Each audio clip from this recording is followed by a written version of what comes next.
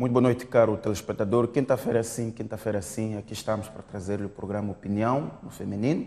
Hoje vamos discutir 4 pontos, são eles a polêmica na indicação de juízes conselheiros para o Conselho Constitucional, o fim do prazo para a entrega das armas por parte da RENAM, a indicação de Mariano Nhongo para presidente da Junta Militar da RENAM e a Lei de Acordo de Paz e Reconciliação Nacional, que foi aprovado esta semana pela Assembleia da República. Para fazer a discussão de hoje, conto com 2 convidadas, as da semana passada, nomeadamente a esta Segaú, que é a Sônia Boa. Cumprimento as duas. Muito boa noite, obrigada. Sejam bem-vindas ao programa de hoje. Obrigada. Muito bem, Sônia, vou direto a si e vamos, o nosso primeiro tema é a polêmica na indicação de juízes conselheiros para o Conselho Constitucional. Comecemos pelo caso da RENAM, que solicitou à Presidente da Assembleia da República a repreciação do parecer da primeira comissão que afastava Antônio Frangules ao posto de juiz conselheiro do Conselho Constitucional. Há aqui 2 argumentos importantes que a primeira comissão apresenta, que é a extemporaneidade do certificado médico de aptidão física apresentado por Antônio Frangules. Aqui a ideia de que a primeira comissão observou o princípio constitucional de igualdade, que trata de forma igual o que é igual, de forma diferente o que é diferente. Portanto, todos os outros candidatos entregaram documentação completa, excluindo Antônio Frangules, que não entregou a tempo ou em tempo útil o certificado médico de aptidão física. Essa foi uma das razões importantes. Há uma outra questão aqui que a primeira comissão chama a atenção, é a confusão que a RENAM faz em termos legais. A primeira comissão diz que a RENAM equivocou-se na interpretação do número 4 do artigo 41 do Regimento da Assembleia da República, quando diz que esta disposição limita-se apenas à indicação do Presidente do Tribunal Supremo, Tribunal Administrativo, Conselho Constitucional. No entender da primeira comissão, esta disposição implica a ratificação de todas as personalidades que passam pela área, incluindo os juízes conselheiros do Conselho Constitucional. Estes são os argumentos legais. De qualquer forma, percebe-se que os deputados da RENAM, que são membros da primeira comissão, que reprovaram o nome de Antônio Frangules, juntamente com as outras 2 bancadas, desta vez já pediram que a sua candidatura fosse reconsiderada em sede da primeira comissão. Portanto, há aqui alguma confusão dentro da própria RENAM. Qual é a análise que faz a este processo todo? Bom, em primeiro lugar, quero agradecer a Deus pelo dom da vida e cumprimentar aqui aos colegas do painel e aos telespectadores, desejar uma boa noite. Indo direto ao assunto sobre os juízes conselheiros, o que acontece é o que estamos habituados a ver da RENAM ultimamente, que é, na verdade, a confusão em quase tudo em que se aborda. Primeiro, dizia-se que não era necessário ter esta documentação e logo a seguir, hoje, já se diz que o Dr. Frangules já tem o relatório médico. A pergunta que se faz, tratou da noite para o dia ou já havia tratado antes? Quer dizer, se um dia este documento não servia, no dia seguinte pode servir hoje. Sim. Portanto, se quiser ser coerente. E por outro lado, é estranho que o outro candidato, o outro proponente da RENAM tenha toda esta documentação em dia. E, na verdade, o que pesou, o que parecia pesar, na verdade, sobre a reprovação do Dr. Frangules é que estes mesmos deputados que mudaram de opinião do dia para a noite não o recomendavam. Então, eu penso que mesmo que não tivesse a documentação completa, se estes deputados que eram proponentes antes desta figura, provavelmente a candidatura tivesse passado.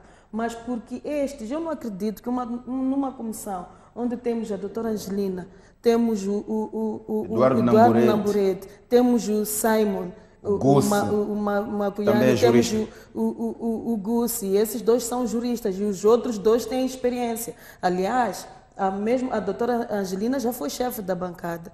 E sendo um partido da oposição, sabemos nós que quando submetemos alguma documentação, seja ela qual for, nós temos que estar muito atentos. Agora, se a RENAM não tomou esta atenção, eu quero acreditar, conforme também disse ontem, colegas deles da bancada, foi de má fé sim, e quando já vai-se atrás do prejuízo é para ficarem vítimas. Mas, na verdade, o que aconteceu antes, eles não apoiaram a candidatura, eles não queriam. Ali, o que nós estamos a notar agora é que provavelmente tenhamos neste momento 3 Renamos, em que temos 2 Renamos na cidade e temos esta outra aqui.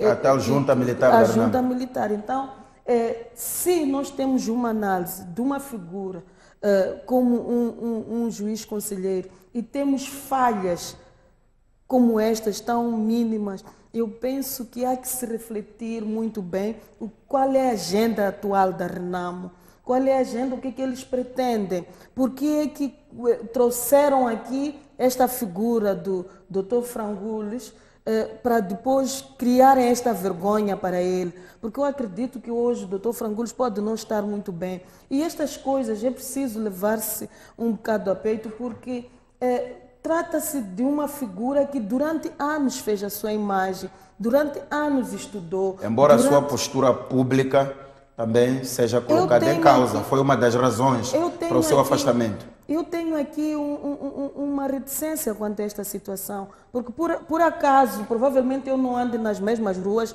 onde anda o Dr. Frangules, mas eu nunca lhe vi na rua sem roupa ou na rua falar sozinho. Penso que está-se a falar, neste caso, da sua intervenção no espaço mediático. A sua intervenção provavelmente não seja muito diferente da que eu estou a fazer agora. Hoje eu estou aqui, estou a fazer uma análise no feminino, estou a fazer uma interpretação daquilo como nós pensamos, nós mulheres, e eu em particular, e amanhã pode-se dizer o mesmo. O que tem que acontecer, tem que haver uma regra rígida do que é isto de postura pública. Não existe quem é que passa este certificado, quem é que diz que este comportou-se mal, este não comportou-se bem. Então, há aqui que nós tratarmos para todos da mesma forma, com as mesmas medidas. O tal princípio de igualdade. Exato. Écita, concorda com esta ideia de que parece que temos 3 Renamos, 2 na cidade, já agora a junta militar na Gorongosa? Boa noite, município. Cumprimento a Sónia, cumprimento também os nossos telespectadores que fielmente nos acompanham. Município, claramente começa a ficar claro que há várias forças a conflituarem na Renamo. E se calhar podíamos pegar num ponto tão simples que para mim pode ser o ponto de partida. É que a Renamo existe há algum tempo. Há membros, há simpatizantes, há ali pessoas que sempre deram a cara por esta Renamo, que sempre lutaram por ela. Agora que ela começa a ter que alojar, podemos assim dizer, os seus membros, tem que indicar nomes para ocuparem posições públicas, como é o caso do juiz conselheiro do Tribunal do Conselho Constitucional, aparece alguém de fora da Renamo, está ali a ser proposto. Pode ser que isto não caia bem. Aliás, nós já tivemos oportunidades de falar sobre isto. Pode ser que as pessoas até se calassem, pode ser que as pessoas deixassem ali. Frangules ser um corpo estranho. Eu penso que sim. Isso pode ter contribuído para que os deputados da Renamo na primeira comissão tenham chumbado. Não só na primeira comissão, pode ser até que eles também tivessem que receber forças que eles tiveram que obarar ou acolher. Portanto, vamos olhar para os deputados que estão na primeira comissão, mas estes são da Renamo. Então, há ali sensibilidades que eles conhecem. Aliás, eles próprios defendem ali sensibilidades. Eu não quero acreditar que seja necessário haver unanimidade. Em qualquer sítio, em qualquer organização, as pessoas falam, têm diferentes posições. Mas penso que elas têm que chegar a algum consenso sobre como é que vão poder indicar os seus membros ou pessoas para representá-los. Neste caso, sem muita propriedade, eu penso que causa alguma estranheza e até revolta a maneira como este nome aparece, por um lado. Segundo, é que outros casos tivemos de pessoas que também passaram para formações políticas, mas há algo que os ligava ou algo que denunciava que sim, isto pode cair bem. E neste caso, nem há este elemento de ligação, como também foi tudo muito rápido. Se calhar os próprios membros, os próprios simpatizantes, os próprios deputados não tiveram sequer tempo para digerir a chegada do Frangules e tiveram que ainda sacramentar esta posição. Pode ser, mas como disse, nós ouvimos o porta-voz do partido portanto, a voz institucional do partido, de certeza alinhado com o presidente do partido, Ossuf Mahamat, a ver dizer que Frangoullis tinha sido convidado, portanto, não bateu a porta de ninguém, tinha sido convidado e que era a pessoa que a Renamo via que os podia representar em termos daquilo que é o direito de Moçambique, mas também os interesses da própria Renamo. Quero dizer que ao nível da liderança, o nome era António Frangoullis. Mas o que vimos na Assembleia da República pelos deputados da Renamo na primeira comissão é que o chumbaram. É aí que eu digo, não creio que seja necessário haver unanimidade. Definitivamente o nome de António Frangoullis não foi unânime na Renamo. Se representa aquilo que é o desejo da liderança, nós hoje também podemos ver que há outras correntes. Podem não assumir publicamente, mas nós podemos claramente ver que aquilo que muitas das vezes o presidente da Renamo diz não é o mesmo que, por exemplo, a chefe da bancada defende. Não é? Há alguns exemplos, por exemplo, na Renamo que não estão saradas. Podem não ser necessariamente feridas, mas há ali correntes. Então seria necessário exorcizar essas correntes. Seria necessário, não é, pelo menos dar tempo. E eu penso que este caso do António Frangoullis não teve tempo suficiente para ser amadurecido, pelo menos aqui na esfera pública. Se ele foi tratado diretamente pelo líder da Renamo, o seu porta-voz conhecia o assunto, se calhar poderíamos aqui depois tentar perceber até que ponto as outras figuras igualmente importantes na Renamo estiveram envolvidas neste processo e acomodaram este desejo. António Frangoullis na Renamo é um outsider. Portanto, ele esteve em outras formações políticas, muito recentemente representava uma outra formação política e chegou e já tem ali, portanto, foi convidado para ocupar uma posição. Qual é o sentimento dos outros membros da Renamo? Mesmo na primeira comissão temos pelo menos 2 juristas, não é? Temos pessoas lá experientes. Até pode ser que estas mesmas pessoas achem, mas não seria o caso de, se calhar, designar estas pessoas para esta função. Portanto, há várias coisas que, se calhar, teriam que ser percebidas, teriam que ser melhor entendidas para percebermos se esta turbulência toda parte só internamente, portanto, emerge da Renamo ou seria, portanto, um diferendo entre portanto, as outras bancadas e a Renamo. O que parece que não é, porque há um posicionamento que foi inicial dos membros da primeira comissão da Renamo.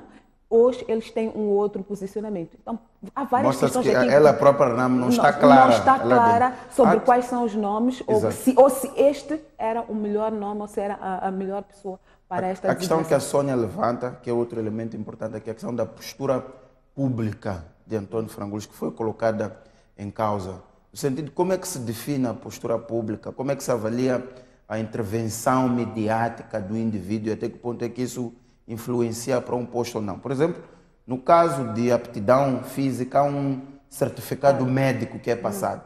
Vamos ter que evoluir para uma situação em termos de um certificado também de postura pública. Como é que se mede isto para não estarmos num campo subjetivo, onde adversários podem usar isto como uma base para dizer que, olha, queriam nos atacar, queriam nos isolar, queriam nos discriminar. Como é que se objetiva isso?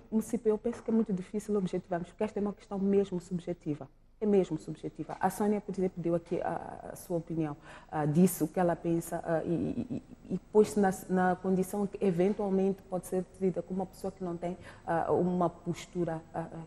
Eu claramente já vi pessoas que têm posições muito contrárias, já vi pessoas que são críticas, mas que não se pode de forma alguma, não é, usar fazer qualquer menção à falta de postura física. Então, e eu penso que isto é subjetivo. Há uns que, se calhar, podem recorrer a este critério de opinião contrária ou criticar e dizer que não tem. Existem outros também que vão, eventualmente, usar, defender ou defender em demasia, como também falta de postura física. O que eu acho que isto devia, assim, servir para a reflexão é que existe, e é de lei, está lá, consagrado, que a indicação ou a designação de juízes conselheiros é por representação proporcional e eles vão ser indicados, portanto, pelos partidos políticos. Estamos a chegar, para mim, eu acho que o ponto que vai sair é que temos, mais uma vez, instituições que nós queremos que sejam reconhecidas por todos nós, tenham posicionamentos que sejam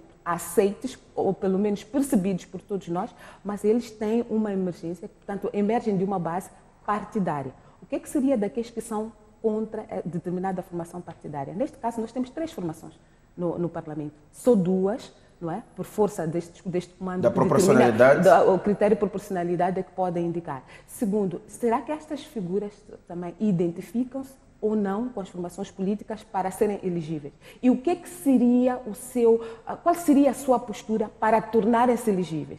Será que vamos dizer aqui que aqueles que mais fervorosamente defendem ou identificam-se com as formações políticas, ou aquelas que, mesmo sendo simpatizantes, podem também ser assumidas como equidistantes? Eu penso que isto, mais uma vez, de indicação dos membros do Conselho Constitucional, é importante discutir. Eu penso que, mais uma vez, nós voltamos àquilo que é a maneira como nós definimos estas coisas.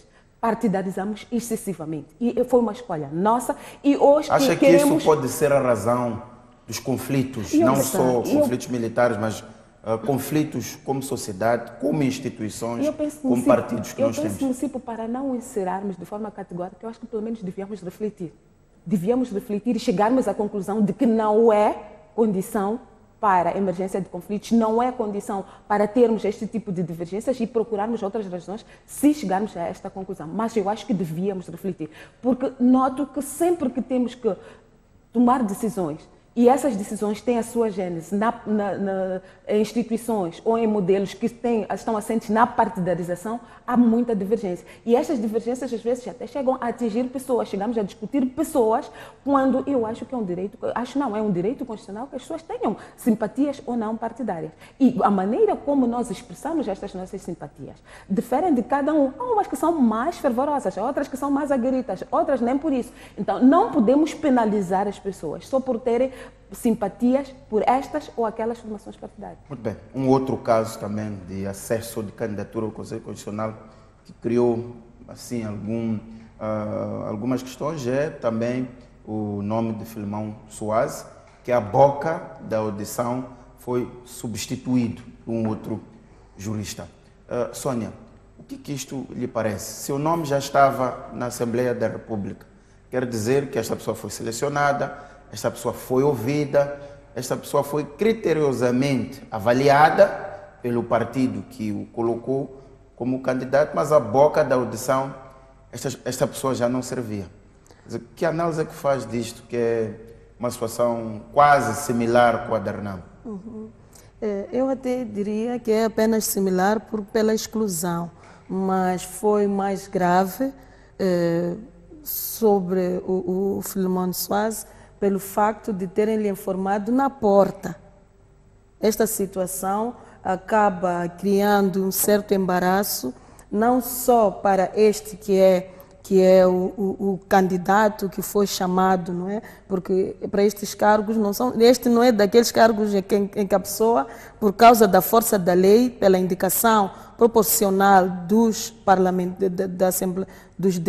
das bancadas que estão representadas na Assembleia da República, os partidos políticos é que os convidam, não é? Que têm assento, têm proporcionalidade na Assembleia da República. Para a situação do Filemão, ele foi convidado pelo seu partido. E ele estando já no dia, que fique claro que é no dia, na hora, estava pronto ali para entrar para a sala de audição, ele comunicado que ele já não é parte daquelas pessoas que devem ser ouvidas. Isto é um baque e eu acredito... O que isto quer dizer? Alguma coisa falhou no processo de seleção ou também neste caso temos duas Frelimos? Tivemos uma que o queria, fez avançar o seu nome até a Assembleia da República e uma outra que no fim disse que este nome não vale e tem de ser substituído. É a tal situação de em algum momento nós sermos não muito queridos em certas organizações. Provavelmente a última hora trouxeram a outra parte da ficha. E isto prejudica primeiro a ele como pessoa, porque não há equilíbrio naquele momento nenhum que o homem possa ter, numa situação em que diz-se que até algumas coisas já haviam mudado, como a conta no Facebook, como outras situações na própria vida dele.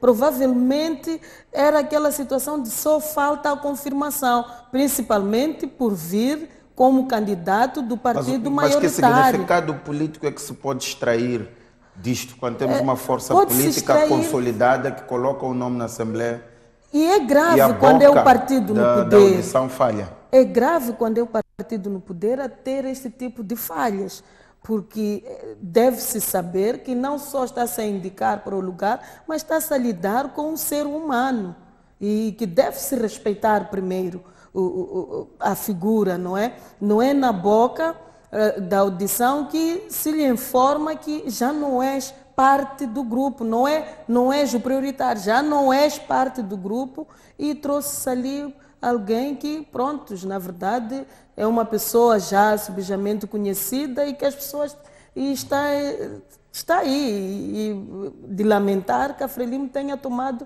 esta atitude já na boca. Eu quero ouvir a sua opinião sobre estas movimentações todas, mas também a ideia de que em algum momento parece que falta-nos definir um perfil claro para os membros do Conselho Constitucional. Ainda que chegue ao Conselho Constitucional via partidos, mas parece que falta-nos definir quem é que pode ser um membro do Conselho Constitucional. Que requisitos é que estas pessoas devem reunir? É isso que eu ia dizer, Município. Parece que existem os requisitos. Existem, estão lá. Desde anos de experiência, que tipo de experiência, estão lá esses requisitos. Mas o que falha? Agora, é o tal elemento, é o tal do elemento de subjetividade que eu acho que é este que nós temos que refletir agora, não é? Porque se essas personalidades são convidadas por formações políticas, e eu me pergunto, Município, existirá condições de nós olharmos para elas de forma isenta, sem associarmos aquilo que elas ou fizeram, ou a maneira como fizeram? Temos essa, não sei se chamaria maturidade, ou vontade de olhar para esta nossa democracia e concordar que podemos todos coabitar aqui, respeitando aquilo que é a forma de ser de cada um, ou podemos evoluir mais. Vamos dizer que os juízes do Conselho Constitucional devem, para além de todos aqueles requisitos técnicos, vamos pôr ali também requisitos que têm a ver com a sua própria personalidade. Queremos pessoas serenas, se calhar é esta reflexão que se deve, portanto, fazer, e eu acho que se impõe que se faça, porque requisitos eles existem. E se qualquer um deles não preenchesse esses requisitos, eu penso, houve várias fases de triagem e essas pessoas chumariam logo ali. A ideia de que isto pode iniciar duas Frelimos, pelo menos nesta fase. Porque o nome de Filemão Soares avançou, era quase certo. Mas à última hora o nome é substituído. Quer dizer, há um grupo que o queria e há outro que à última hora recuou. Pode ser que sejam sensibilidades diferentes. Primeiro, ou olhando, se quisermos olhar para esta questão do perfil, que esta personalidade tenha um perfil adequado para o Conselho Constitucional, não é? Ou comparativamente ele seja melhor aproveitado em outra posição. Pode ser que este debate também tenha surgido. Eu não tenho as incidências, teria alguma dificuldade. Então, nos próximos dias temos que esperar para ver se Filemão Soares é colocado na tal função, onde poderia ser mais prestativo que o Conselho Constitucional. São várias sensibilidades que podem aqui ser chamadas. Se ele é uma pessoa que estaria muito bem ali, porque acredito que tecnicamente há lá requisitos que ele preenche, não é? Se é a pessoa ideal para aquela posição ou, se calhar, para nenhuma, porque também podemos aqui ficar a começar a contar os dias, já 31 de dezembro, depois vamos dizer, então o ano acabou e mais uma vez não aconteceu nada. E eu penso que não é isto que deve acontecer. Mas eu pessoalmente defendo que não é só recomendar às pessoas. Portanto, eu não gostaria de pegar no meu filho e ir pôr numa escola, por exemplo, onde só tem, talvez, meninos que ele todos os dias chega a casa e diz eu não me dou bem com eles, eu não gosto dele. Se nós queremos que as pessoas cresçam, que as pessoas evoluam, é preciso também pô-las onde elas têm condição de evoluir e de dar o seu melhor. Pode ser que esta leitura, essas sensibilidades também tenham aparecido. Não no sentido de gostar ou não gostar. Mas essas sensibilidades, quando se vai buscar um nome destes, é preciso ir buscar toda a informação concordo plenamente. Para chegar à conclusão até se apresentarmos avança o nome ou não. Estas sensibilidades todas, onde é que estavam? Concordo, sim, porque o que aconteceu aqui é melhor que não volte a acontecer. Isto eu concordo plenamente, porque tirando tudo o resto, ao lado humano das pessoas, as pessoas precisam de ser preservadas. Portanto, sob o risco de banalizarmos, até mesmo, portanto, criarmos moças no seu próprio ambiente mais reduzido, que aquele mais intimicista que é a sua própria família. Não podemos, portanto, expor as pessoas a chacota, pior ainda que nós não temos informação. O que é que teria acontecido? Então, vamos todos especular, vamos todos destilar até o nosso veneno. Eu tenho visto alguns comentários também, são um bocado agressivos, é mesmo de alguém que estava à espera, não é, que acontecesse alguma coisa com esta figura para ir lá exprimir o bilis, exatamente, para exprimir o bilis e ainda pôr um bocadinho de limão. Eu penso que é completamente desnecessário. Agora, é verdade que as instituições também, que as entidades, todos aqueles que têm o poder, fossem mais criteriosos, não é? É bom que estas consultas ou estas escolhas sejam o mais abrangentes possíveis no sentido de tentar acomodar, e onde houver, se calhar, várias ou duas opções, é preciso avaliar todas elas de forma isolada, agregá-las para depois tomar a decisão final, sob o risco de estarmos a matar quadros. Exato. Porque estas pessoas, não é? Se nós vamos buscá-las, queremos ter certeza de que são pessoas que de alguma forma vão nos ser úteis, ou que de alguma forma representam alguma sensibilidade, neste caso é um conhecimento técnico. Então, corremos o risco de um dia as pessoas não aceitarem estas designações, porque depois não sabem se o processo começa bem, acaba bem, o que é que fica, até mesmo ou quando as pessoas... dependendo de quem os contacta para os colocar nessa função, é que as pessoas vão aceitar ou não. Eu acho que, município, nós temos que olhar, neste caso concreto, são instituições que beneficiam a todos os moçambicanos. Não é? É verdade que alguém tem que dar o pontapé de saída, alguém tem que fazer o contacto, mas eu acredito que estas pessoas vão servir a todos nós moçambicanos. Então é preciso criar algum conforto, e eu concordo 100% que a maneira como este assunto terminou, e pela fraca, não diria que foi mal conduzido, mas ele não resguardou, portanto, o lado humano, não resguardou a pessoa aqui deste quadro. Isso não é muito bom, é algo que deve se evitar. E penso um bocadinho, eu penso que está na hora de pensarmos em ter um tribunal constitucional e não um conselho. Provavelmente aí teremos mais propostas, porque vamos supor que amanhã outro partido queira propor alguém, e esses propostos conselheiros podem não aceitar. E se nós tivermos um tribunal constitucional, terá mais campo de ação para outras, para dar o seu parecer, porque se formos a ver, por causa desta proporcionalidade, acabamos tomando decisões no Conselho Constitucional partidarizadas. Então, se nós tivermos uma situação de ter um tribunal constitucional ou termos outros critérios para a adesão, para ser conselheiro... Está a defender o que é, Sônia? A despartidarização da indicação? Exatamente. A despartidarização da instituição. Se bem que a despartidarização também depende dos partidos. Exatamente. Ou seja, quem tem que definir o modelo de configuração são estes mesmos que são os mesmos partidos que o partidarizam. Exato, mas que, no entanto, quando temos uma resposta que não é adequada para o partido, acabamos penalizando criando alguma crise. Muito bem, um minuto só porque temos que avançar para as questões da paz. É mesmo um comentário. Eu não sei se é uma questão de mudança de nomes, se é tribunal ou conselho. Não creio que seja esse o nosso problema. Eu penso que é mesmo, temos que refletir e decidir o que é que nós esperamos desta instituição. Vamos definir aquilo que são requisitos, vamos definir perfil, vamos definir atribuições, e aí vamos chegar à conclusão de qual é o melhor nome que se deve. Porque eu acho que podemos todos fazer cor aqui que deixa de ser conselho e passa a ser tribunal. Isso até pode acontecer por decreto. Pode acontecer por decreto e acordamos amanhã todo temos um tribunal. Pode não alterar a essência. Exatamente. Temos tribunal constitucional, mas ele tem pessoas que chegam lá exatamente da maneira que nós achamos que não é adequada, faz exatamente a mesma coisa que faz hoje, então não vai mudar nada. Eu penso que é melhor que não corramos, mas reflitamos e tomemos decisões com cabeça, tronco e membro sobre o que é que nós queremos desta nossa sociedade. Aí sairemos a ganhar. Muito bem. Sônia, vamos avançar, vamos falar das questões da paz, que é um outro tema central da atualidade. O fim do prazo dado à RENAM para a entrega das armas terminou ontem. E a RENAM não entregou pelo menos todas as armas. As únicas que foram anunciadas publicamente são aquelas que vimos quando o processo iniciou. A RENAM defende que à luz do acordo de paz, podem se ajustar as datas em função do contexto do DDR. De qualquer forma, não deixa de ser preocupante que o principal elemento para a efetivação deste acordo de paz ele ainda não está efetivado, que é a entrega das armas.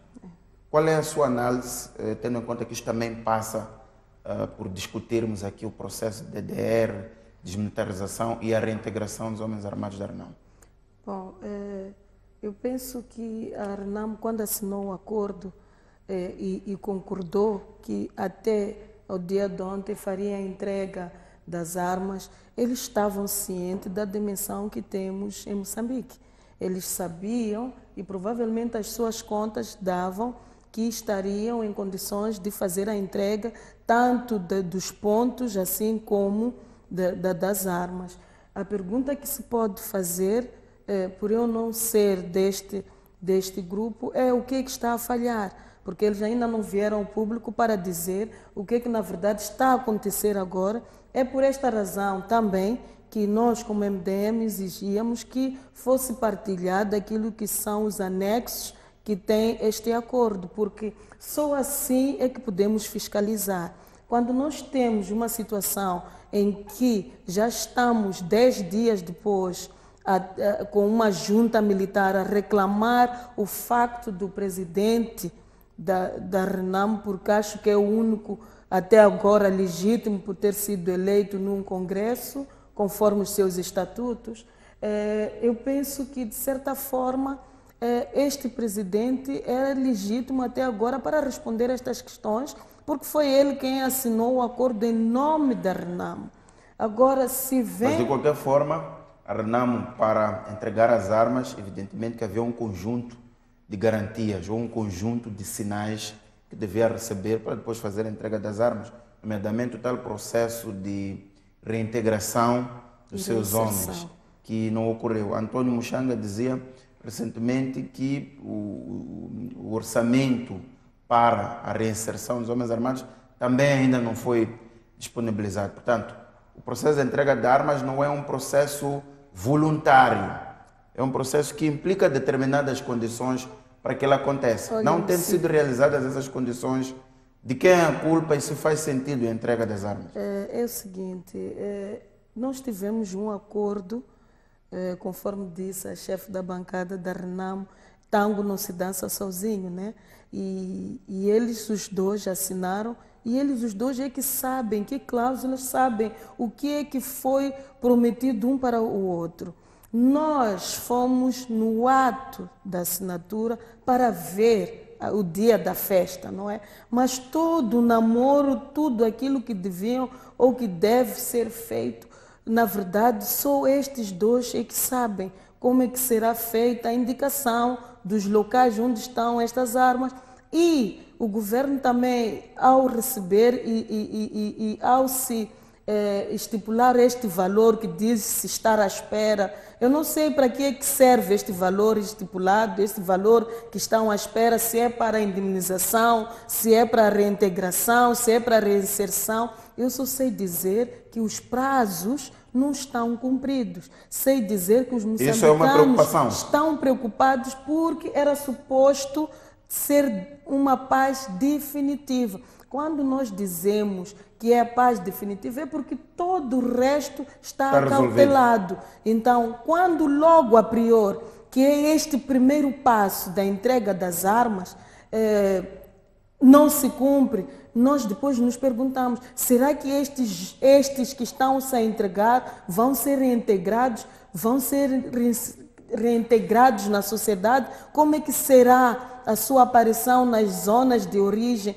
Estas coisas todas não estão definidas, pelo menos, ou não estão claras para o grande público. E então nós vamos dizer que este que está a reivindicar lá da junta provavelmente tem alguma razão.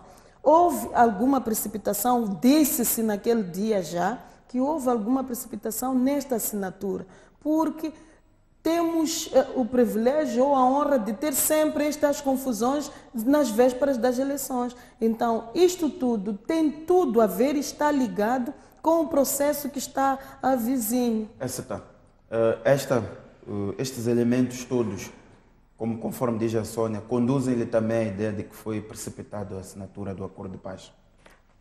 Eu perguntar-me quais foram, com que bases é que as duas partes concordaram que este acordo com aquele roteiro e aquela calendarização era fazível. Porque quero eu acreditar que houve premissas para se chegarem a estas datas. Então teríamos que agora questionar o que é que aconteceu com estas premissas. Elas aconteceram, foram meras projeções e essas projeções mostraram-se realistas. Portanto, o que é que teria falhado aqui? Não podemos, de forma alguma, deixar de lado a emergência neste processo todo da junta militar da RENAMO. Eu penso que este é um fator que desequilibra completamente esta balança, porque nós estávamos a falar até agora do governo de Moçambique, RENAMO. Assumíamos que era uma RENAMO. Hoje temos a junta e a RENAMO oficial e legítima até este momento a ser questionada.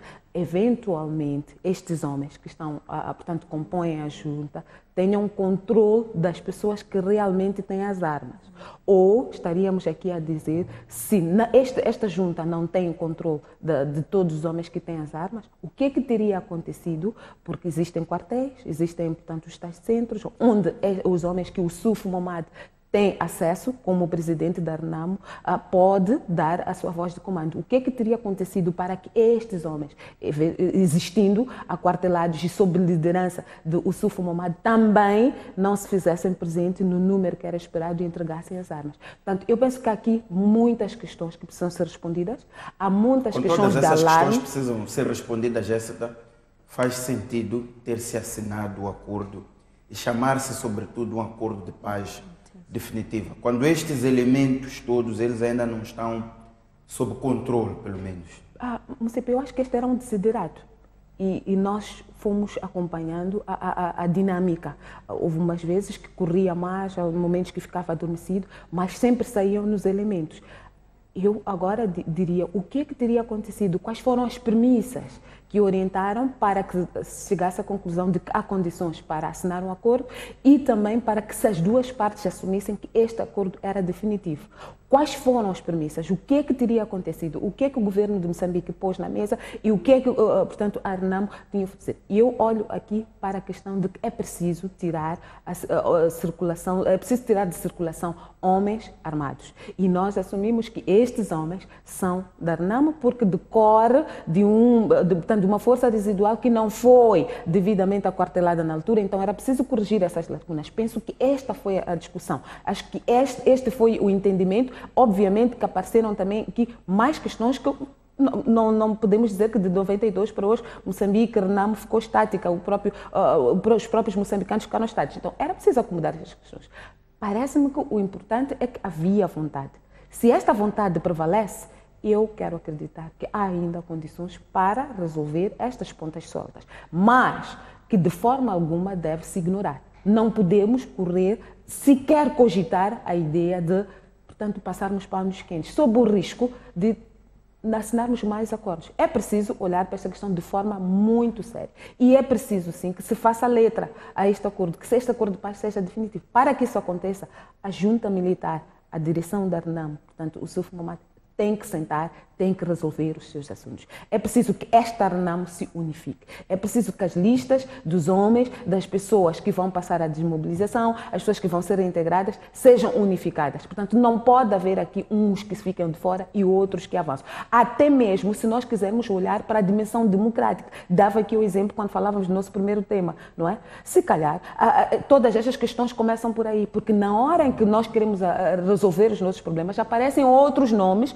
para acomodar, para serem designados, para passarem a ocupar lugares em instituições, portanto, cargos públicos, em posições públicas. É isto que não deve acontecer, porque a RENAMO tem a sua gênese, tem a sua essência. É preciso resolver primeiro o problema destas pessoas. E isto não vai ser o governo, não vai ser a comunidade internacional. Tem que ser a própria RENAMO. A dimensão do assunto, no programa de ontem eu levantava esta questão, temos homens armados, a RENAMO não está, pelo menos até aqui, a criar alguma ponte. O discurso da RENAMO é um discurso de certa hostilização a esta junta militar da RENAMO. Não é preciso uma força além da Renamo, Olha, para resolver esta questão? E eu quero acreditar que estas conversas de bastidores já estão a acontecer. E eu quero acreditar que estão a fazer, portanto, aproximações, porque elas devem acontecer. Por mais boa vontade que a comunidade internacional, que todos os cidadãos de boa vontade, conselhos e instituições religiosas, por mais boa vontade que todo mundo quisesse, não é possível resolver esta questão se a própria Renamo, portanto, a junta, a Renamo sob liderança formal do Sufuma, portanto, a Renamo, todas as sensibilidades ali, não quiserem sentar e porem na mesa quais são os pontos em que eles divergem e quais são as possíveis formas de solução. Isto deve acontecer. Portanto, o exercício que eu acredito que está a acontecer, e que se não está a acontecer, é bom que comece a acontecer, no sentido de criar sinergias para que as partes se encontrem, pelo menos ponham na mesa. Aliás, houve capacidade para fazer isso com o governo, houve capacidade para dizer, olha, nós queremos Moçambique melhor, houve capacidade para, desde 92, ir, portanto, procurando aproximação. Há toda a possibilidade da própria Renamo se entender. Como é que a Renamo não consegue agora, ou não conseguiria agora, sentar e falar? Portanto, havendo boa vontade, e eu penso que esta boa vontade, se ela não está lá, precisa de ser induzida o mais rápido possível para a estabilidade de todo o Moçambique, para a estabilidade da nossa democracia. É preciso que se sentem e falem. Sônia, eu levanto esta questão.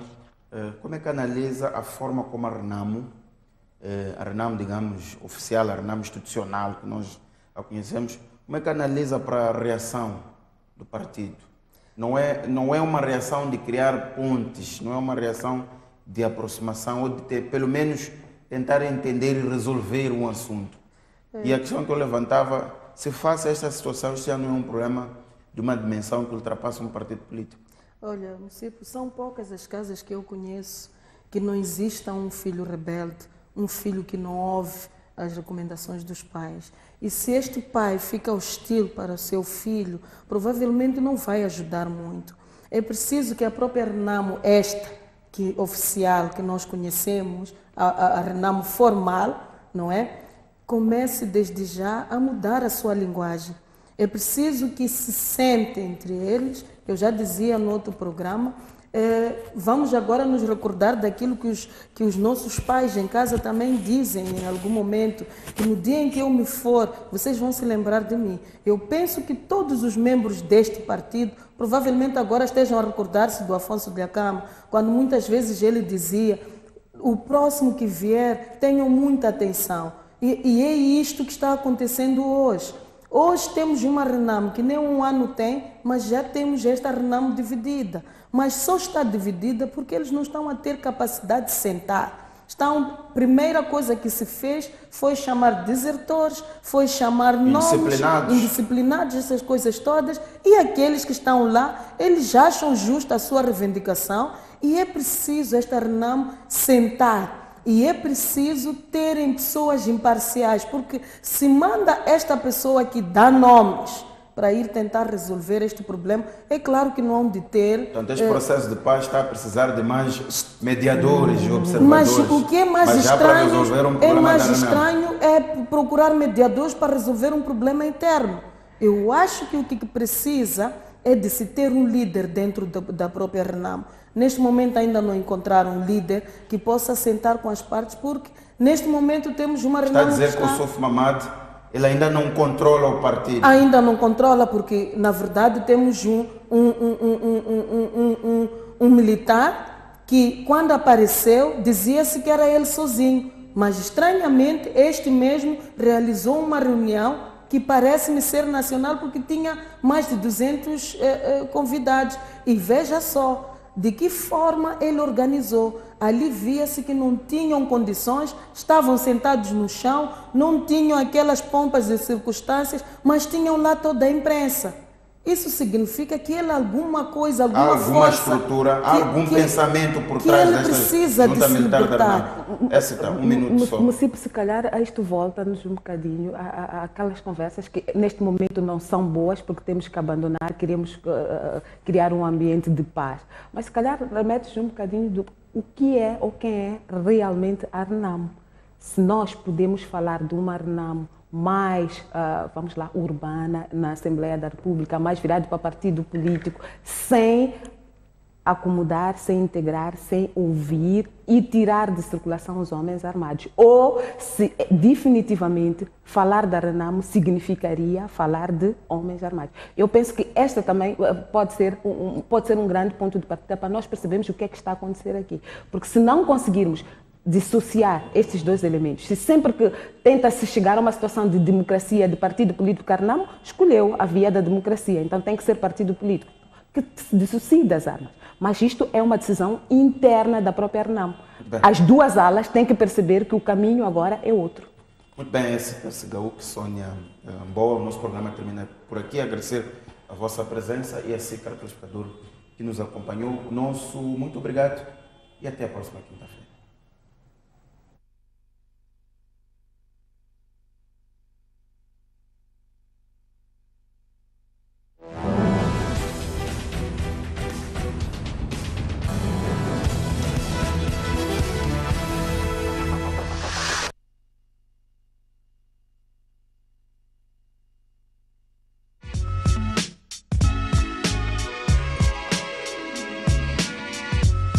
As grandes emoções da Liga Mosal continuam no seu canal de eleição. Sexta-feira, 23 de agosto, às 18 horas, a Politécnica UP. Acompanhe aqui.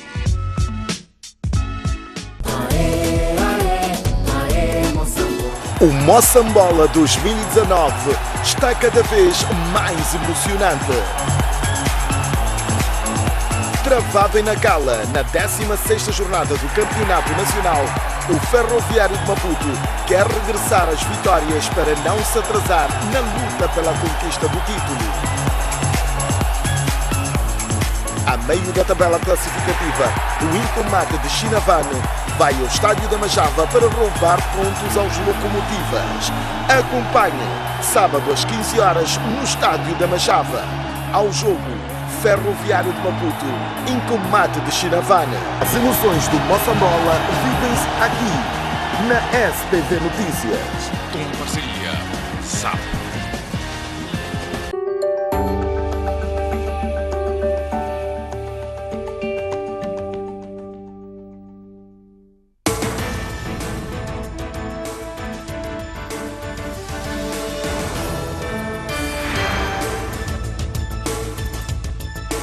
Um contrato suspeito de 371 milhões de meticais ditou a detenção do PCA do INSS e do antigo diretor-geral da mesma instituição. A Assembleia da República reprovou hoje a candidatura de António Frangules ao cargo de juiz conselheiro do Conselho Constitucional. Já está em investigação o caso de assassinato de agentes da PRM pelas Forças Armadas da África do Sul na fronteira da Ponta do Ouro.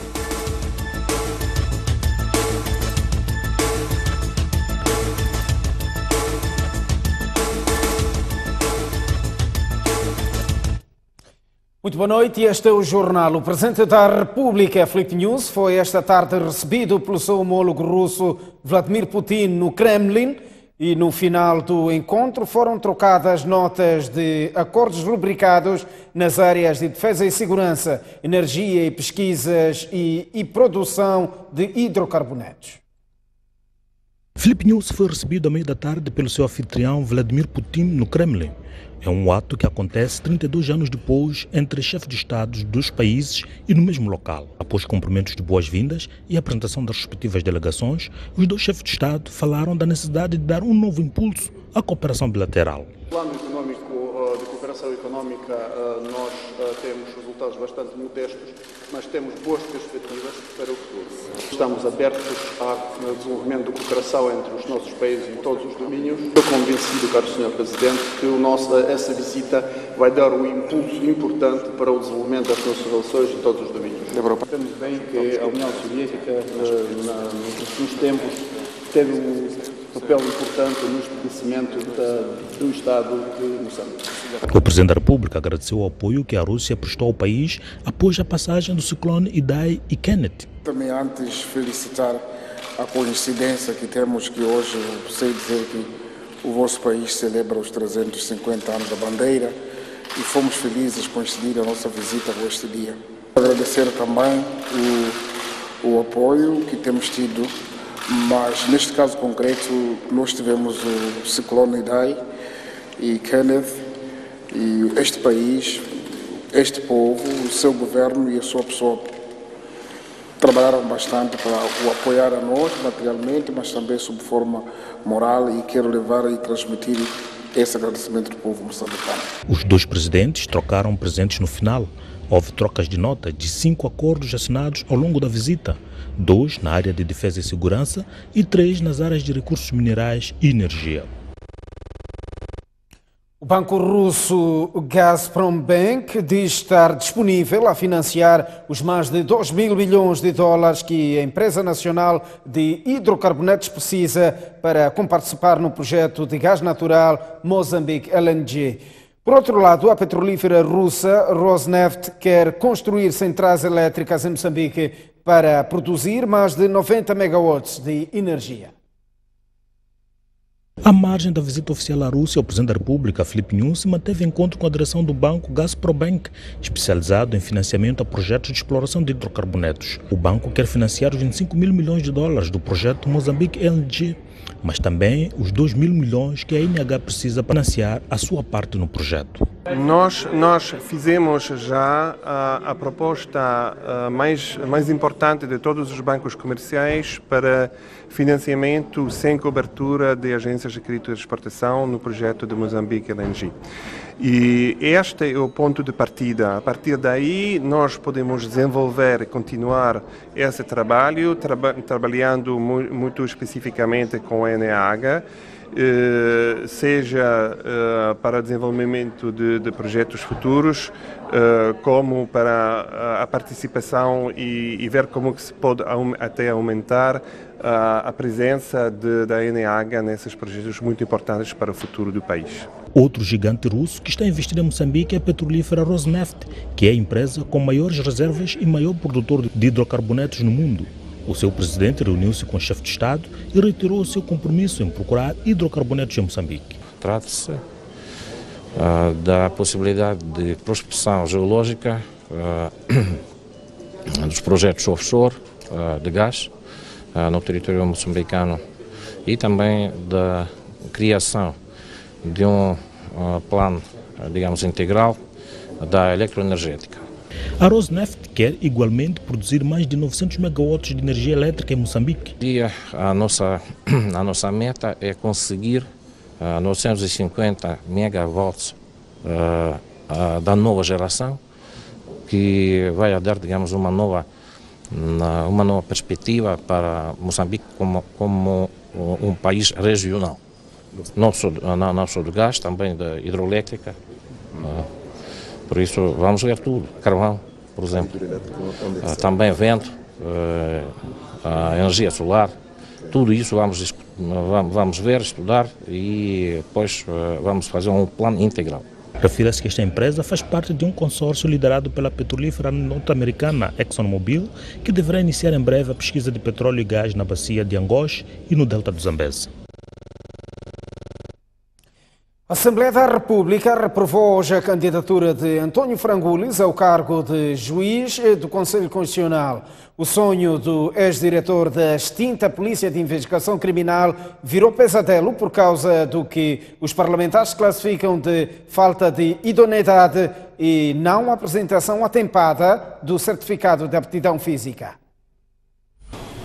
Isto tem que ficar muito bem claro. Eu não vou levar varinha mágica, eu vou funcionar dentro das minhas capacidades. Com a voz tranquila e sotaque carregado, António Frangulis era um homem confiante na sua saída da audição parlamentar da passada segunda-feira. O que não esperava é que a sua candidatura viria a ser chumbada nesta quinta-feira pela plenária da Assembleia da República, seguindo a recomendação da Comissão dos Assuntos Constitucionais, Direitos Humanos e de Legalidade, que concluiu, sobretudo, que Frangulis não tem postura pública compatível com o cargo. Os requisitos que foram exigidos para os candidatos foram os mesmos. Não exigimos uns requisitos para uns e outros requisitos para outros. A própria bancada parlamentar da RENAMO apresentou 2 candidatos a juízes conselheiros do Conselho Constitucional. Para um, apresentou o certificado de aptidão física. Para o outro, não apresentou o certificado de aptidão física. Nós, como comissão, temos o dever de tratá-los de forma igual. E não podemos discriminá-los. Que a interpretação de normas é uma ciência. E é diferente de leitura de normas como se lê um jornal.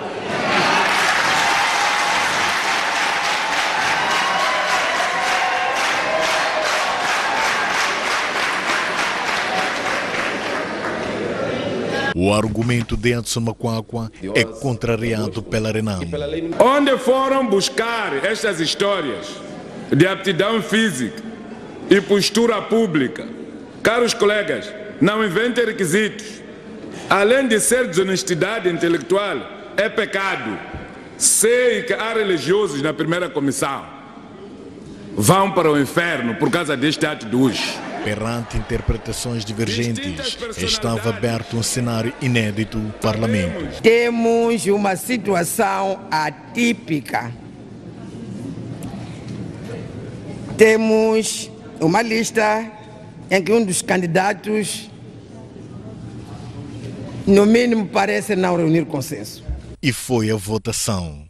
Dos 189 deputados presentes, apenas 43 deputados da RENAMO votaram a favor da eleição. As bancadas da Frelimo e do MDM, com 143 votos, deitaram por terra a candidatura de Antônio Frangulis. Não concordamos com a partidarização, a representação, a povoação, digamos assim. Este órgão está a ser povoado por comissários políticos dos partidos aqui representados e nós somos pela independência dos órgãos da justiça.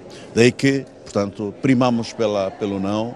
Nós mantivemos a nossa posição, ou a posição que foi trazida pela Comissão dos Assuntos Constitucionais, Direitos Humanos e de Legalidade, porque somos conscientes e sabemos aquilo que fazemos, não mudamos quando, ao sabor do vento, temos que o fazer. Deste modo, foram eleitos ao cargo de juiz conselheiro do Conselho Constitucional Domingos Cintura, Albano Maci, Mateus da Cecília e Albino Nhancassa, ficando uma vaga por preencher.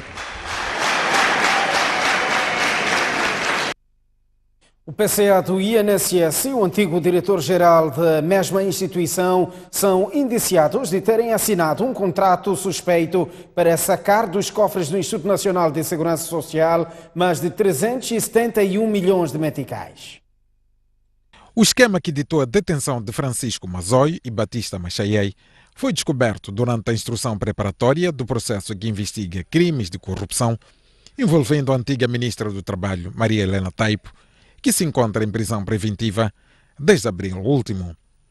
Segundo uma nota da Procuradoria-Geral da República, o esquema está relacionado com um contrato celebrado entre o INSS e a empresa Índico Dourado, visando o desenvolvimento de um projeto imobiliário no distrito de Nacala Velha, em Nampula. À luz desse contrato assinado em 2014, o INSS fez pagamentos no valor de 371 milhões e 124 mil meticais, dinheiro que o Gabinete Central de Combate à Corrupção acredita que serviu para satisfazer interesses de particulares, incluindo de servidores públicos, e não do Instituto Nacional de Segurança Social. Na sequência das investigações, o Gabinete Central de Combate à Corrupção constituiu 5 arguidos, incluindo o PCA do INSS, Francisco Mazói, e o antigo diretor-geral do Instituto, Batista Machaiei, detidos em prisão preventiva há menos de uma semana em Maputo.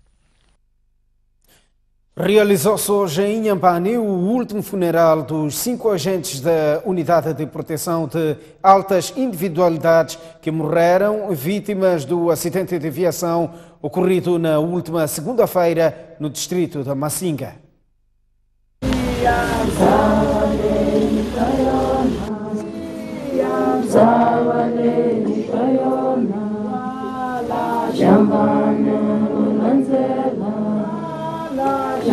Dor e consternação São as únicas palavras que traduzem o sentimento dos familiares, amigos e colegas de trabalho dos 5 agentes da PRM vítimas do acidente de viação ocorrido em Masinga. Para a estatística pode ser apenas mais um número, mas para os familiares de Rui Matimbe, uma das 5 vítimas cujos restos mortais foram enterrar esta quinta-feira, foi-se um pilar da família. Em primeiro lugar, queremos agradecer pelo pai carinhoso, atencioso e dedicado que sempre se revelou, o que fará com que nunca esqueceremos de ti. Pai, pai, pai, aquilo que tínhamos e sentíamos nunca mais será o mesmo. Cedo partiu testemunho, mas o essencial é que nos mostrou os caminhos que deveremos seguir nesta vida. Ainda chocados com a partida de 5 colegas num único dia, os membros da polícia entendem que foi-se um homem digno da missão que cumpria. A última continência! Apresentador! Arma! As qualidades demonstradas no exercício das suas funções fizeram com que Rui fosse promovido sucessivamente aos postos de guarda, segundo cabo e sargento da polícia e posteriormente a patente de subinspetor da polícia.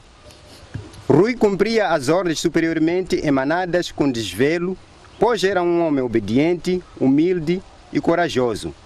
Por isso lhe foi confiado diversas tarefas complexas que as cumpriu com êxito, quer em grupo bem como individualmente. Visivelmente abalado, o governador de Inhambane participou em cada um dos 5 funerais para dar apoio às famílias enlutadas. Viemos acompanhar, portanto, os nossos colegas que perderam a vida durante o acidente que tivemos dia 19, quando íamos trabalhar em Masinga. É um momento de muita tristeza, muita consternação. Tivemos que dar apoio às famílias enlutadas e até este último momento em que acompanhamos o funeral dos nossos colegas. As cerimônias fúnebres contaram com a presença de familiares e amigos das vítimas, membros do governo de Inhambane e o vice-comandante-geral da PRM, Timóteo Bernardo. O comandante-geral da PRM diz que o caso de baleamento de agentes da PRM pelas forças sul-africanas na fronteira da Ponta Douro já está a ser investigado. Bernardino Rafael revelou que o ministro do Interior esteve na vizinha África do Sul semana passada para se inteirar do estágio das investigações. No dia 19 deste mês, Sua Excelência Ministro do Interior da República de Moçambique esteve na África do Sul, onde reuniu com as autoridades sul-africanas para dar passos subsequentes. Significa que há uma investigação. As Forças Armadas sul-africanas não tinham passado o problema para as estruturas para investigar e compreenderam que há necessidade de investigar e neste momento o caso está na polícia a ser investigado e fazem parte também da estrutura de investigação os oficiais do nosso país. Portanto, está a seguir nos trâmites legais. Esperamos a qualquer momento poderemos ter a resposta. A nossa insistência era que o caso passasse para a polícia, porque nas Forças Armadas não existe a resolução. Houve demora, tivemos que fazer muita diplomacia, mas felizmente o caso já está com a polícia e teremos os resultados. Está ultrapassado. As obras de reabilitação e ampliação da Estrada Nacional número 6, que liga a cidade portuária da Beira e o vizinho Zimbábue, na fronteira com Machipanda, deverão estar finalmente concluídas em dezembro próximo. As obras de reabilitação e ampliação da Estrada Nacional número 6 deveriam ter terminado em abril de 2017, mas devido a vários fatores, com destaque financeiro, ficaram atrasadas. O ciclone Idai, que afetou Sofala em março deste ano, destruiu com gravidade cerca de 10 km de rodovia entre Inchope e Cidade da Beira. O fato contribuiu sobremaneira para derrapar ainda mais o tempo de execução. Nesta quinta-feira, o ministro das Obras Públicas e Habitação visitou o troço para se inteirar dos trabalhos em curso, visando a reposição dos troços danificados, assim como as obras de conclusão do nó de Inchope, e anunciou que dentro de 30 dias o troço danificado pelos efeitos do ciclone Idai estará concluído e que até dezembro deste ano toda a empreitada estará pronta. Nós andamos quase 2 anos a dizer que estava a 95%, porque o grande problema estava aqui no Nó, e temos também um pequeno problema à entrada de Chimoio, que tem a ver ali também com o desvio ou retirada de algumas condutas de água, mas esse problema quase que não se nota na fluidez do tráfego. Agora, com o avançar destas obras, nós estamos muito próximo de 100%. É verdade que sofremos algum retrocesso no nível de execução causados pelos danos do ciclone Idai, mas do cômputo geral podemos considerar que as obras da N6 no seu todo rondam aí aos 97, 98%. Circulam nesta rodovia cerca de 15 mil viaturas por dia e destas, cerca de 5 mil são de grande tonelagem, o que pode contribuir para a danificação precoce da rodovia, daí que a solução passa por operacionalizar as portagens antes do final de setembro. Nós já devíamos ter iniciado este processo. Primeiro tínhamos que definir as taxas a ser cobradas, submeter estas taxas ao Conselho de Ministros. Isso já foi feito há sensivelmente 8 meses que as taxas já foram aprovadas. Depois, a seguir, tivemos que formar as pessoas que iriam operar as portagens. Quando estávamos exatamente a terminar esta formação, eis que deparamos com a situação do ciclone, que danificou não só a via, mas também as próprias praças de portagem. E finalizando também o processo de capacitação do pessoal que irá operar as portagens, é que iremos iniciar com as cobranças. Como vê, a estrada está a precisar de ser intervencionada e a sua intervenção só será possível com as receitas provenientes das cobranças. As obras estão avaliadas em cerca de 410 milhões de dólares disponibilizados pelo governo moçambicano e numa fase inicial não será concessionada. A rodovia será gerida pelo governo através do setor de estradas. O Conselho Econômico aprovou a proposta final de legislação que determina a participação das empresas moçambicanas nos grandes projetos da indústria extrativa. Contudo, o setor privado diz estar decepcionado com as cláusulas constantes no documento. Ao todo, são 16 páginas e 28 artigos que compõem a proposta final da controversa Lei do Conteúdo Local. O documento foi apresentado esta quinta-feira em Maputo pelo Diretor Nacional do Departamento de Estudos Econômicos do Ministério da Economia e Finanças. Contudo, o artigo 21 dessa proposta de lei, que vai determinar a participação das empresas moçambicanas nos grandes projetos da indústria extrativa, está a gerar controvérsia, com o setor privado a mostrar-se decepcionado com o documento. O acordo inicial que nós tínhamos, nas discussões que nós fizemos com o CTA, a participação de moçambicanos não era via Bolsa de Valores, mas depois da última concertação que o CTA fez com Sua Excelência o Ministro da Economia e Finanças, houve cedência da parte do setor privado, da CTA, no sentido de ir-se via Bolsa de Valores e não via negociação direta. Há uma grande decepção, porque nós esperávamos que este instrumento jurídico, porque afinal de contas a proposta de lei de conteúdo local é um instrumento jurídico que deve criar obrigações que facilitem ou incentivem a participação do empresariado moçambicano e dos moçambicanos em geral na economia. Outras delimitações dos homens de negócio prende-se com aprovação tardia dessa proposta, uma vez que os projetos do gás de Rovuma estão numa fase avançada. O FID, sobretudo o FID da Anadarko, já foi feito. E estas questões, estas leis não se aplicam retroativamente. E, portanto, no que diz respeito ao FID da Anadarko, infelizmente o FID já foi feito e o EPC Contractor, que é a empresa que vai fazer a construção da planta, já foi escolhida. Isso quer dizer que os termos que vão ser aprovados em termos da lei do conteúdo local já não são aplicáveis à área 1 da Bacia do Rovuma, que é o projeto da Anadarko. E esperamos que seja aplicável ao projeto da Exxon, mas que seja melhorado, porque o projeto da área 4 ainda não fez o seu FID. O debate em torno da lei do conteúdo local iniciou em 2014, com a luz verde do Conselho Econômico, aguarda-se apreciação e aprovação pelo Parlamento. Embora haja proliferação de igrejas, religiosos dizem que as religiões clássicas vão ser sempre as mais importantes para o desenvolvimento socioeconômico do país. A posição foi hoje defendida durante um debate organizado pelo Instituto de Estudos Sociais e Econômicos. Para cada quarteirão, pelo menos uma igreja.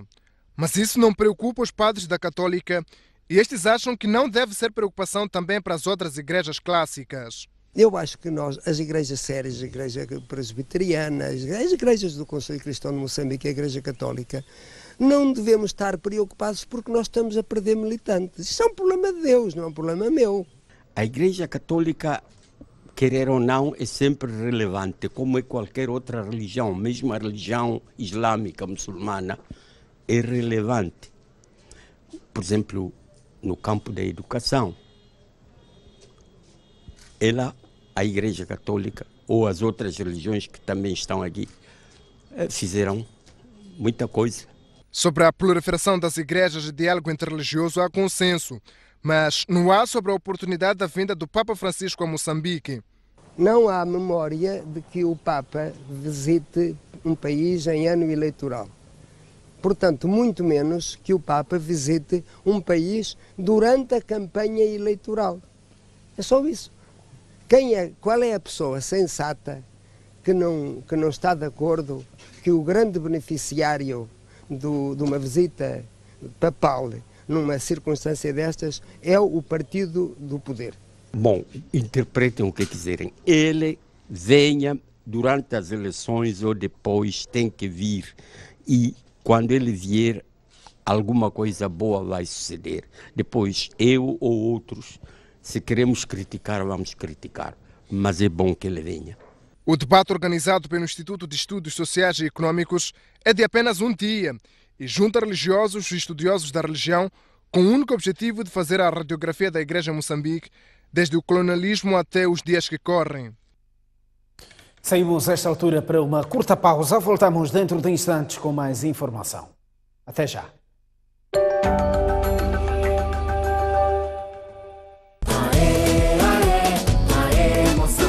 O Moçambola 2019 está cada vez mais emocionante. Travado em Nacala, na 16ª jornada do Campeonato Nacional, o Ferroviário de Maputo quer regressar às vitórias para não se atrasar na luta pela conquista do título. A meio da tabela classificativa, o Incomate de Chinavane vai ao Estádio da Majava para roubar pontos aos Locomotivas. Acompanhe, sábado às 15 horas, no Estádio da Majava. Ao jogo, Ferroviário de Maputo, Incomate de Chinavane. As emoções do Moçambola vivem-se aqui, na STV Notícias. Com parceria, SAP. Chegou a hora das grandes emoções da modalidade da bola ao cesto. De 20 de agosto a 13 de setembro, a STV Notícias transmite em direto e em exclusivo o Campeonato Nacional de Basquetebol Liga Mozão. 8 equipas em representação de todo o país entram em campo, jogo a jogo, para disputar o tão almejado título de campeão nacional. Não deixe de ver o desfile das estrelas nacionais e algumas estrangeiras aqui na STV Notícias.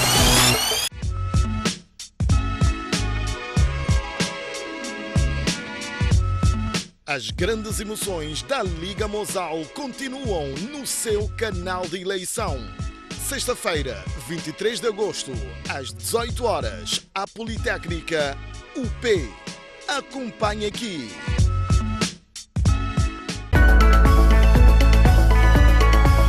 Muito boa noite, sejam bem-vindos ao Pontos de Vista. É importante ter um maior volume de informação. Estas declarações não são tão verdadeiras. Eu gostaria que houvesse, de fato, uma informação clara. Os moçambicanos não têm absolutamente nada a ver com esta dívida. Nós temos o direito de saber o que é que foi feito com esse dinheiro. Lamento da forma como os nossos serviços do Estado atuam e funcionam.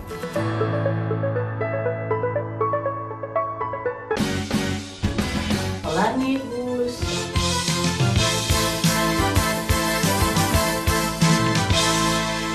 As fórmulas de química e física já não são uma dor de cabeça. O dióxido de carbono que expiramos pode formar uma substância sólida.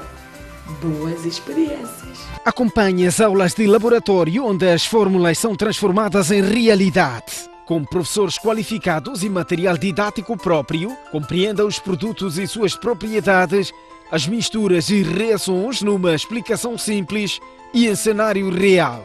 Não deixe de assistir aqui na STV Notícias o programa Educa TV, a escola na televisão.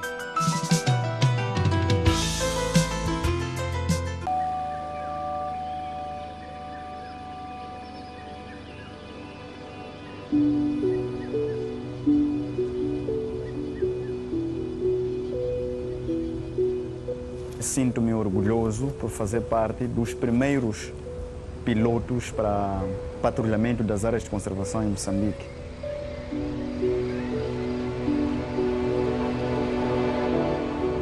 Eu nunca tinha sonhado em ser piloto um dia.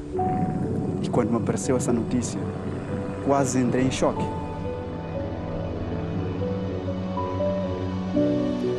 Porque ser piloto, para mim, era algo para outros níveis, outras camadas sociais. Sinto que estou no paraíso.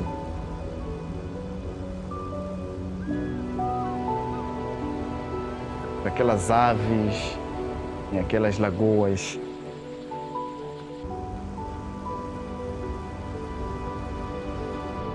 Ver as planícies, isso é incrível, é inexplicável.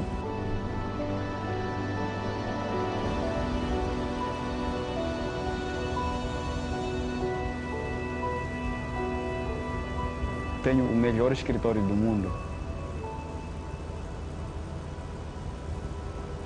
Estou aqui a patrulhar, fazer trabalho fiscal com muito orgulho. Eu controlo da área. Registramos fogos descontrolados, procuramos furtivos. A maior ameaça para mim é o furtivo armado.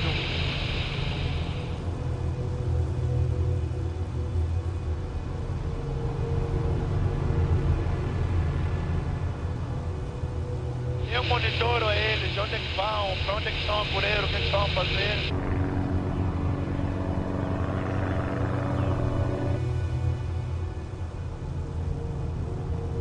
Tenho contato com os fiscais que estão fazendo o patrulhamento.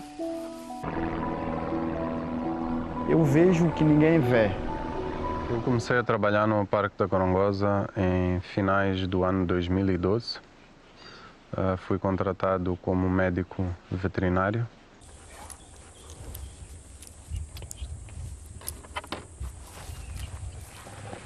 Precisamos de muita água mesmo.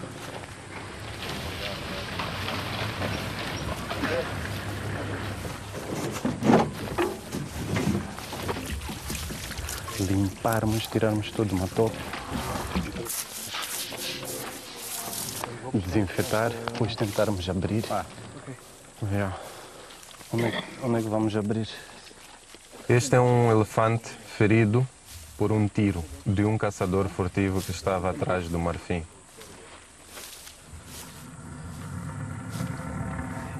E temos agora que tentar recuperar a perna para que ele possa sobreviver. Temos que tentar espremer isso. Já estamos a 42 minutos. Ok, vamos voltar para o carro. Foi 2,5 que demos, não é? 2,5. Ok.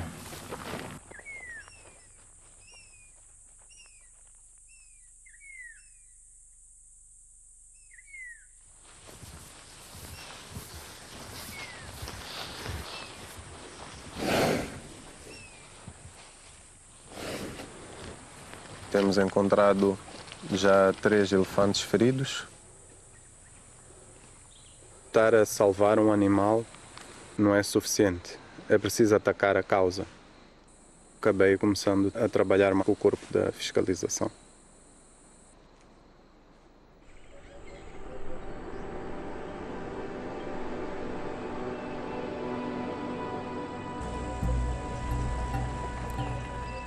Uma das grandes ameaças à conservação é o comércio ilegal de carne de caça.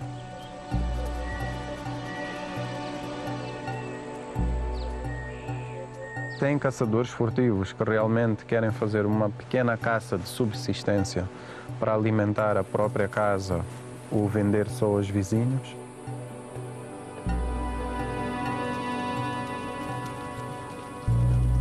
Tem já os grupos organizados que caçam em grande quantidade e que vendem aos grandes centros urbanos.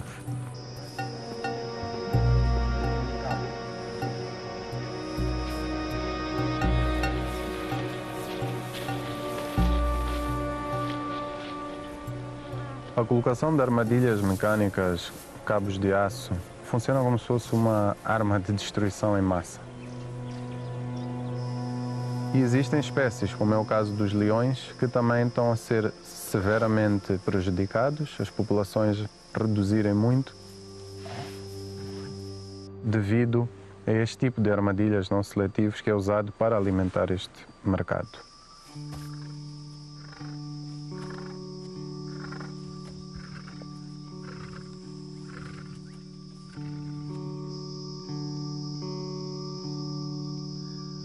Temos 1 em 3 leões no Parque Nacional da Gorongosa feridos ou mortos.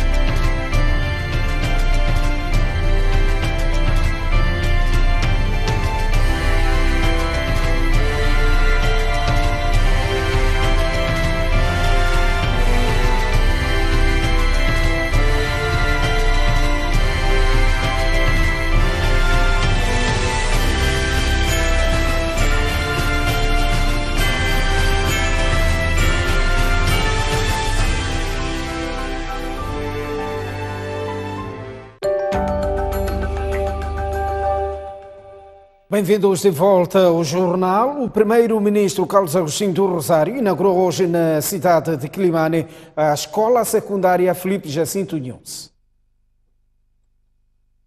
A infraestrutura inaugurada pelo primeiro-ministro está orçada em mais de 200 milhões de meticais e conta com 15 salas de aula, faltando por construir 10, o que vai totalizar 25 salas no futuro.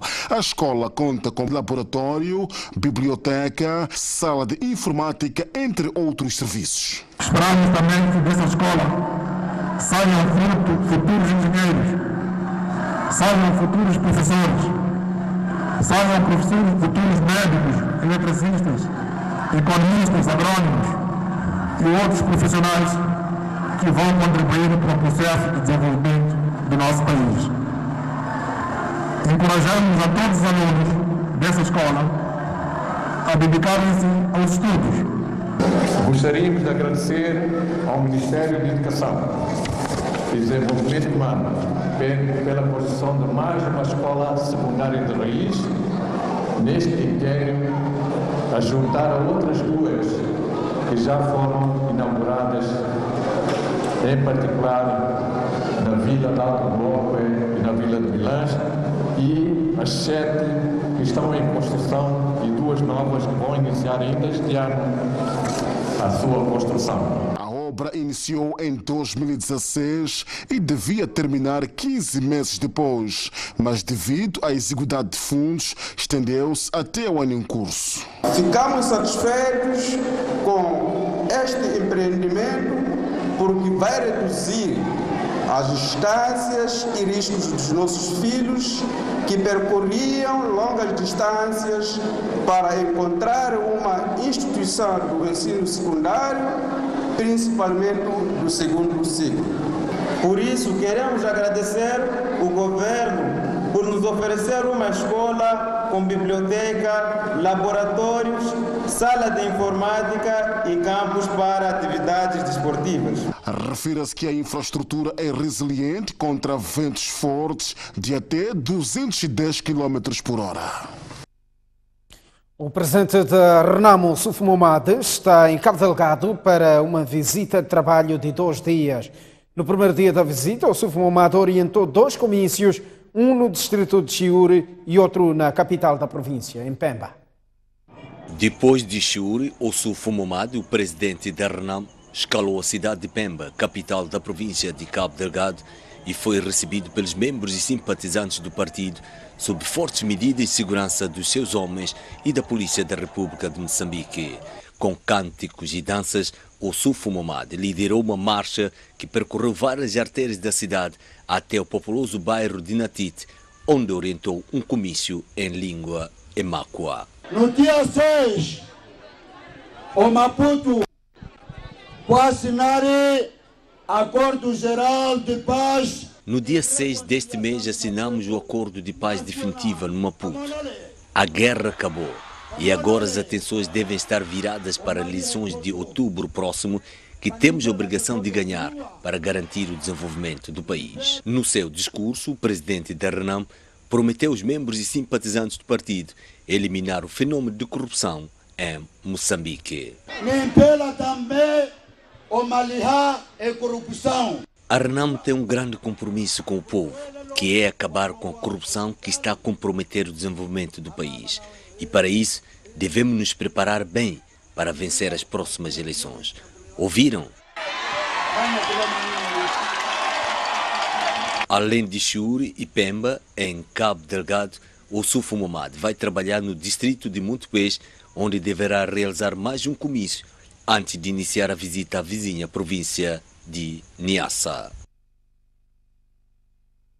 O secretário-geral da Frelimo, Roque Silva, apela aos membros e simpatizantes do partido na província de Cabo Delgado a respeitarem um acordo de paz definitiva e a cultivarem um espírito de reconciliação nacional. Roque Silva, secretário-geral da Frelimo, foi recebido com a conhecida onda vermelha na entrada da cidade de Pemba e, na companhia do cabeça de lista, governador de Cabo Delgado, marchou até o Comitê Provincial do Partido. A agenda principal da visita são as eleições gerais de outubro próximo, mas no primeiro contacto com os membros e simpatizantes da província de Cabo Delgado, Roque Silva deu prioridade à questão da paz definitiva. Depois das armas serem entregues, aqueles nossos irmãos da Renamo que estão lá na mata, que não entraram nem no exército nem na polícia, eles têm que voltar a viver na sociedade onde nós vivemos. Aí está a grande responsabilidade que nós temos. A primeira grande responsabilidade é esta de aceitar que eles venham viver ao lado da casa onde eu vivo, mesmo sabendo dos males que eles fizeram ontem. Mesmo sabendo que matou meu irmão, mesmo sabendo que queimou meu carro, mesmo sabendo que levou meu gado. Mas por causa desta veia de reconciliação que o camarada presidente nos ensinou, nós teremos que saber conviver com esta realidade.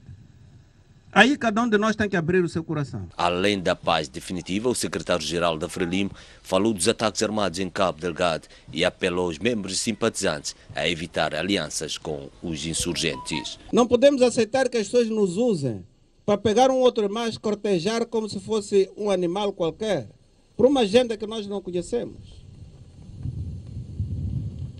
Nós não merecemos isso. E é preciso estarem claros que essa agenda não é agenda de desenvolvimento. Em Cabo Delgado, Roque Silva vai reunir-se com os membros e simpatizantes da Frelimo e com o gabinete de preparação de eleições para avaliar o nível de prontidão para a campanha eleitoral. O académico José Castiano propõe a institucionalização do diálogo como mecanismo para uma verdadeira reconciliação nacional. O vice-reitor da Universidade Pedagógica de Maputo entende que a academia tem um papel determinante neste processo, mas atribui a grande responsabilidade aos políticos. Reunidos em conferência internacional, académicos oriundos de países africanos de língua portuguesa discutem na Universidade Pedagógica de Maputo sobre os nacionalismos na era de Eduardo Mondlane. A grande reflexão que Moçambique quer aproveitar do encontro são as ressignificações sobre o lutar por Moçambique hoje, no contexto em que o desafio é a paz efetiva. Sobre o assunto, o filósofo José Castiano fala da necessidade do diálogo ser institucionalizado. Não é preciso institucionalizar o diálogo, é preciso institucionalizar o debate para além das eleições. Para o académico, essa institucionalização seria a implantação do diálogo como uma cultura, em qualquer circunstância que seja. Nesse âmbito, a academia tem um papel determinante, mas é aos políticos a quem Castiano imputa a maior responsabilidade. Teremos que ver o que depois dessas eleições, as instituições que vão sair dessas eleições terão que ser instituições que correspondam à ideia da reconciliação. Algo que é atestado pelo jornalista e filósofo Filomeno Lopes da Guiné-Bissau, um país que igualmente tem atravessado contextos adversos na sua política. Paz, progresso e a felicidade dos nossos povos. Com as armas não se pode construir isso. Temos hoje situações para voltarmos a pensar o ontem na perspectiva de um futuro, sempre pensando que hoje as condições são outras, mas há que ressignificar estes valores que ainda são importantes para os nossos países. A decorrer entre esta quinta e sexta-feira na UP Maputo, a Conferência Internacional sobre Nacionalismos na Era Eduardo Mondlane é feita em homenagem ao arquiteto da Unidade Nacional. A cidade de Nampula celebra hoje 63 anos de elevação a esta categoria. O edil da cidade diz que em 10 meses, desde que tomou posse, conseguiu pôr a cidade limpa e transitável através do tapamento de buracos.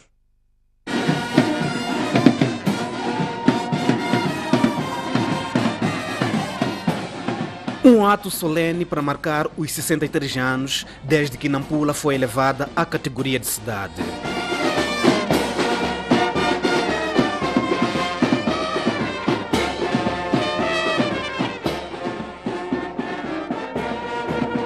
Seguiu-se uma marcha bastante concorrida que partiu da Praça dos Heróis até o edifício sede do Conselho Municipal, local organizado para as intervenções de ocasião. Paulo Van Hale, edil de Nampula, disse que nos primeiros 10 meses da sua governação priorizou a limpeza no centro da cidade. O lixo inundava a cidade, acompanhada de falta de meios para a sua recolha. Para a resolução deste problema, o Conselho Municipal adquiriu 5 caminhões, dos quais 2 porta-contentores e 3 basculantes.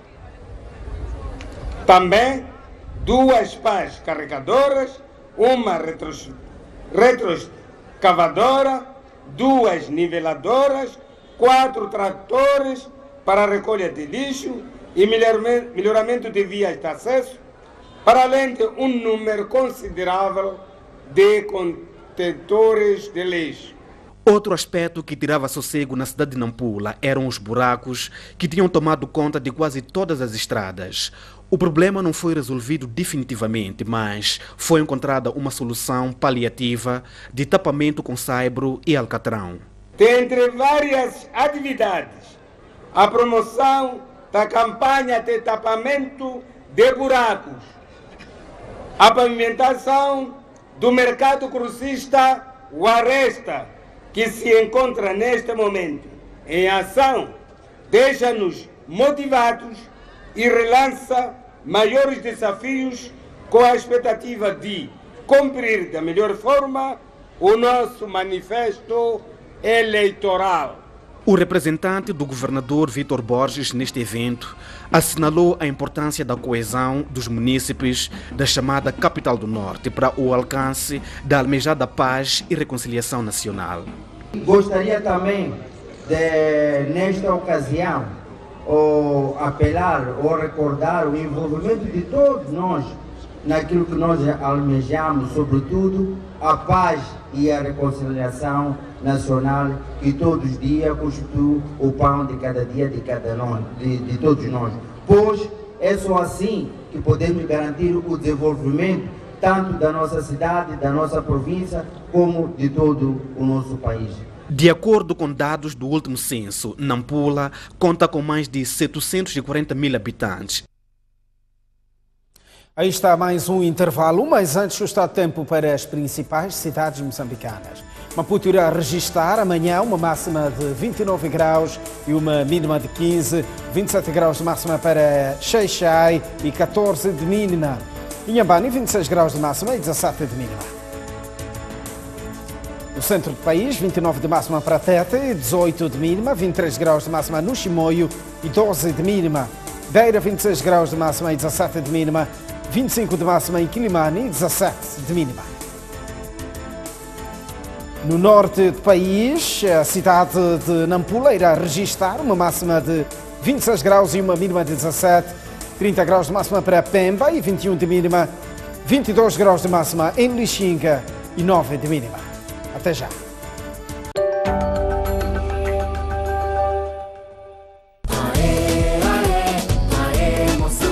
O Moçambola 2019 está cada vez mais emocionante. Travado em Nacala, na 16ª jornada do Campeonato Nacional, o Ferroviário de Maputo quer regressar às vitórias para não se atrasar na luta pela conquista do título. A meio da tabela classificativa, o Incomate de Chinavane vai ao estádio da Majava para roubar pontos aos Locomotivas. Acompanhe, sábado às 15 horas, no estádio da Majava. Ao jogo, Ferroviário de Maputo, Incomate de Chinavane. As emoções do Moçambola vivem-se aqui, na SPV Notícias. Tom Parceria, SAP. Nos últimos 5 anos, o país tem estado a ser assolado por severos desastres naturais que intercalam entre seca, cheias e ciclones, mas também por uma crise resultante do corte de financiamento ao orçamento do Estado pelos parceiros internacionais. No meio dessas crises, como o país tem estado a se aguentar? Como é que os moçambicanos estão a viver? O país estagnou ou evoluiu? A resposta a essas perguntas veja no programa Pulsar da Nação todos os domingos, após o Jornal da Noite.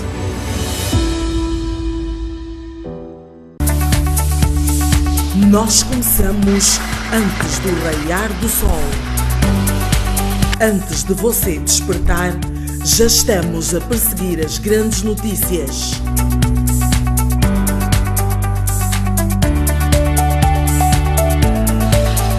Antes mesmo que você esteja pronto, nós já estamos nos locais dos acontecimentos. Quando o seu café da manhã chega à mesa, trazemos para si todas as notícias atualizadas que lhe farão vencer o dia. Os colegas já estão posicionados.